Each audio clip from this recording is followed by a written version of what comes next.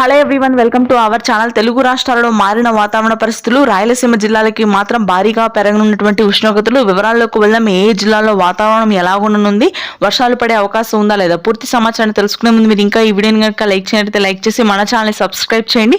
వివరాల్లోకి కనుక వెళ్ళినట్లయితే రెండు తెలుగు రాష్ట్రాల్లోనూ సూర్యుడి ఉగ్ర ప్రతాపం కనపడుతుంది.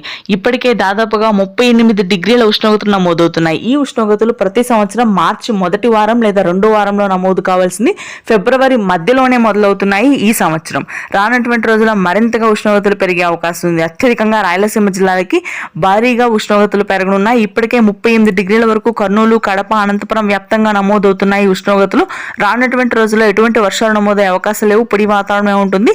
దక్షిణ కోస్తా గాని దక్షిణ తెలంగాణ ప్రాంతాల్లో కూడా ఇదే పరిస్థితి కొనసాగుతుంది. ఎటువంటి వర్షాలు నమోదు కావు, పొడి వాతావరణం. అయితే ఉత్తర తెలంగాణ, ఉత్తర కోస్తా ప్రాంతాల్లో మాత్రం పలుచోట్ల తేలికపాటి వర్షపాతం నమోదు కానుంది రానున్నటువంటి 3 రోజులు. ముఖ్యంగా ఫిబ్రవరి 25, 26, 27 తేదీల్లో తేలికపాటి వర్షాలు శ్రీకాకుళం, విజయనగరం, విశాఖపట్నం ప్రాంతాల్లో నమోదవుతాయి.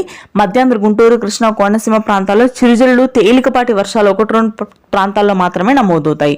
ఉత్తర తెలంగాణ వ్యాప్తంగా కూడా ప్రస్తుతానికి పొడి వాతావరణం ఉంది. మరొక 2 రోజుల్లో తేలికపాటి వర్షాలు ఉంటాయి కొన్ని ప్రాంతాల్లో, హైదరాబాద్ నగర ప్రాంతంతో సహా.